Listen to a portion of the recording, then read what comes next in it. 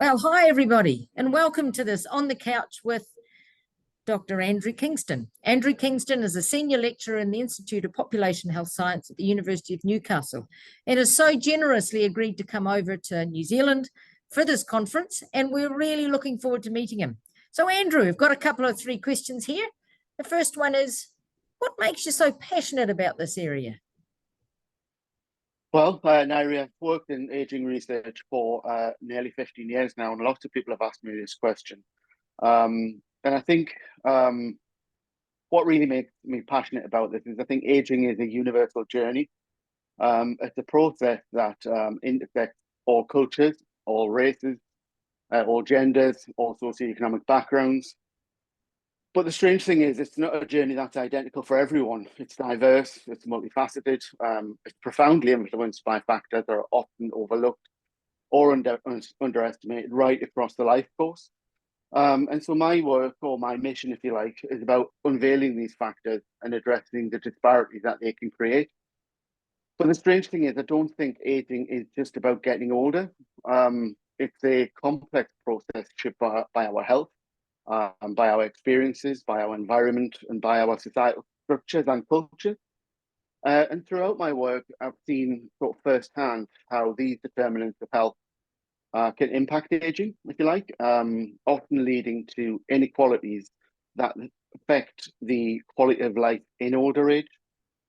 And I'm passionate about aging because I believe that everyone deserves that chance to age healthily, to live for as long as possible, doing all the things in life to which they attribute value with dignity and with grace.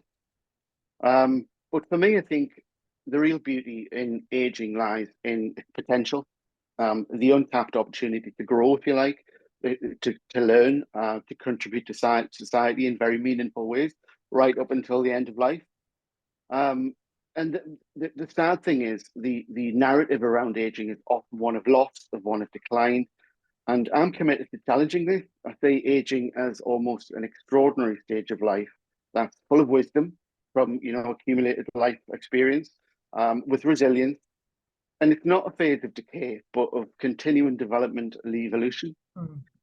So I guess in my research, I'm not just studying aging, I'm trying to rethink it in a way which is pertinent, very pertinent to this conference. So rethinking what it means to grow older, rethinking how we can better support our older populations, rethinking how we as a society perceive and value age. And I'm passionate about this because I see a rich and significant phase of life that needs to be understood, respected, and celebrated. So this passion extends beyond mere academic curiosity. It's almost what drives my work. It drives my dedication to influencing policies and challenging aging attitudes, and promoting a more equitable, aspirational concept of aging. And I love the science of aging because I think in aging, what I see is a reflection of our shared humanity almost. It's a destination that everybody heads towards. It's a collective future. And I think it has so much more potential for enduring growth, if you like.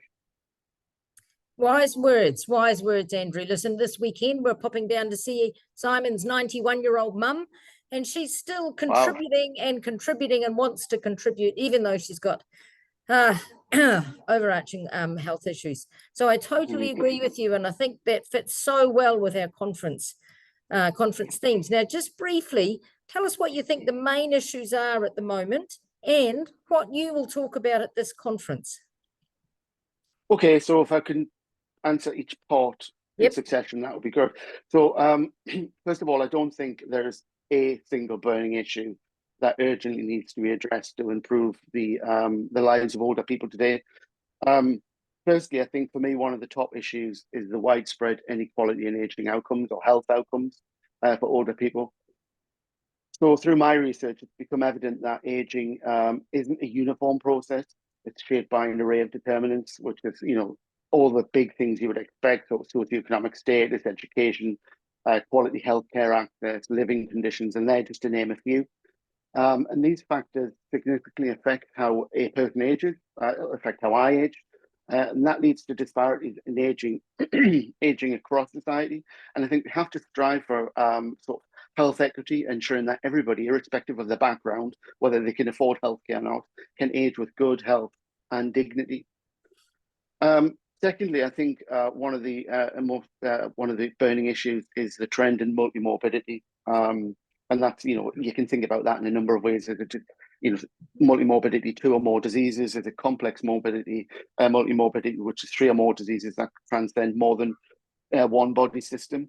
And I think this is an issue that increases with age and can drastically affect the quality of life, leading to a greater levels of dependency and increased healthcare needs.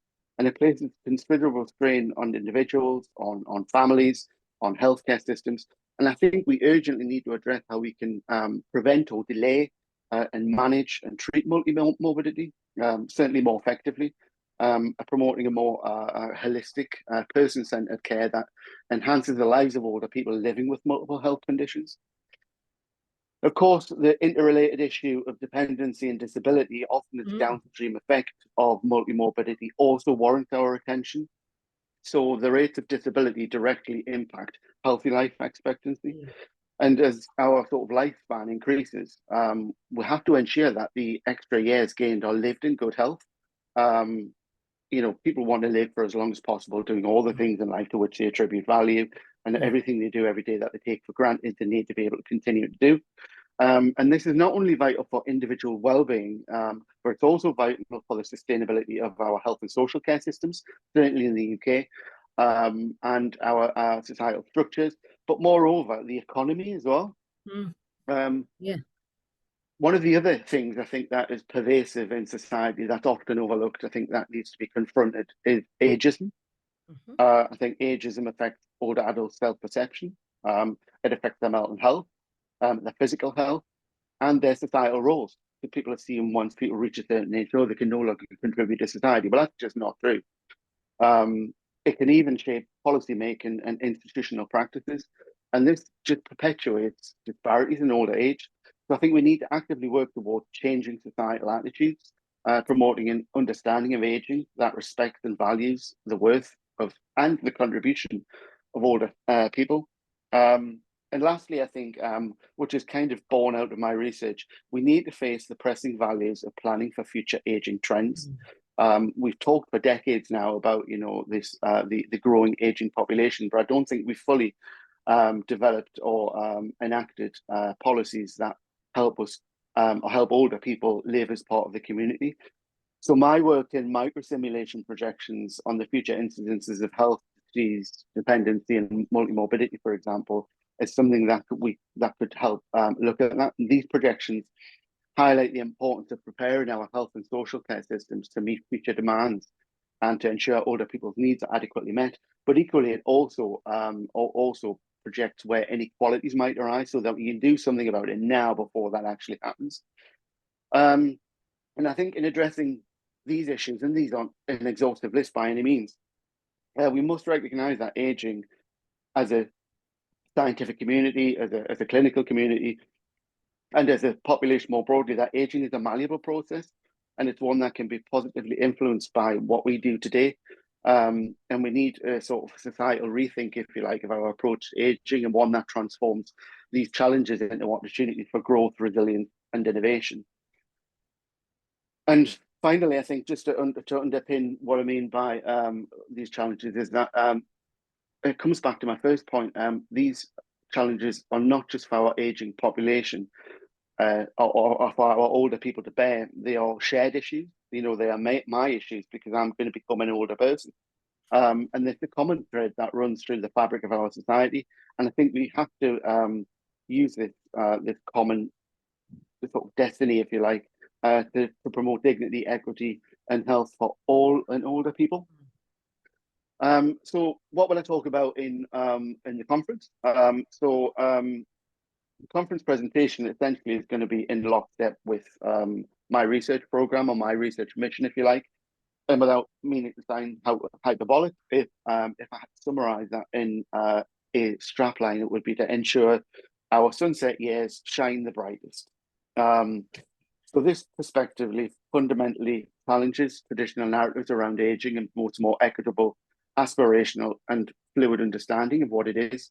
So firstly, the first part of the presentation, I want to delve into the complexity of multimorbidity among older adults. drawing from sort of the extensive research on health pathways to illustrate how various determinants, whether social, disease-related, psychological, or structural, affect aging and contribute to the development of multiple chronic conditions. And I think the aim here is to underscore the pressing need for more nuanced understanding and management strategies that address the interconnected nature of health conditions and aging populations, promoting more health equity and more effective care. Following this, I think it would be a natural sort of follow-on, if you like, to focus on the work that I've done around health expectancies and micro-simulation. So I think these critical tools enable us to predict future health trends and help us prepare for better, or to better anticipate and respond to the expected rise in dependency and multimorbidity rates. Where I'll explain a little bit more about how that micro-simulation works in terms of doing what-if scenario modeling. So what if we had this intervention? What if we had X percentage change in the shifts to disability? How might that impact and reshape the future? But I think underneath the entire presentation, I'll explore sort of the exciting realm of big data and intelligence and life course epidemiology, and how these tools, or these powerful tools, can allow us to develop have a deeper understanding of aging trajectories. And I think by harnessing these kind of data, we can undertake in-depth phenotyping of aging populations, capturing its complexity and diversity. Meanwhile, I think life course epidemiology provides us a longitudinal perspective on health, illuminating insights into the risk factors and interventions over time. And I think this integrated approach offers a nuanced, holistic understanding of aging trajectories and informs almost the design of effective interventions and policy initiatives for healthy aging. Following that, I'd like to talk a little bit about the work I do with the Policy Research Unit at Newcastle University, where we're exploring how changes in disability rates can increase healthy life expectancy. And this work plays a crucial role in shaping future health and aging policies across the UK. And finally, I think as a culmination of the presentation, I want to introduce the audience to the Healthy Aging Trailblazer initiative that I lead at Newcastle University. So this is a unique collaboration with an energy giant as a practical example of how research is being applied to foster a culture of aspirational aging.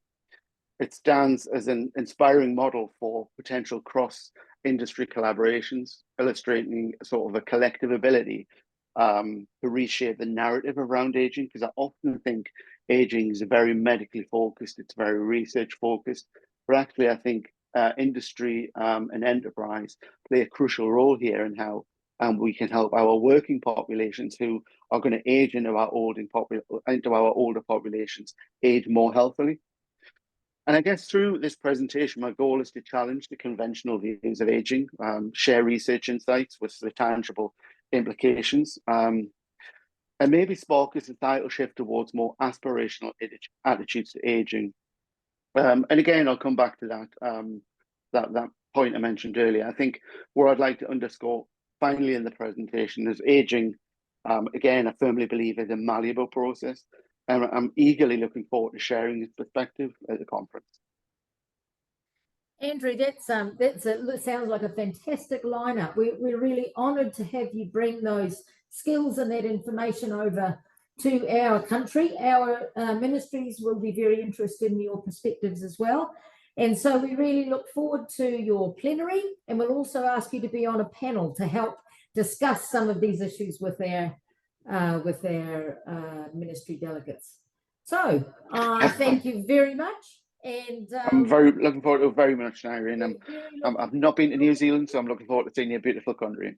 Yes, we'll make sure you go from one end to the other as we usually do, and we look forward to welcoming you with open arms.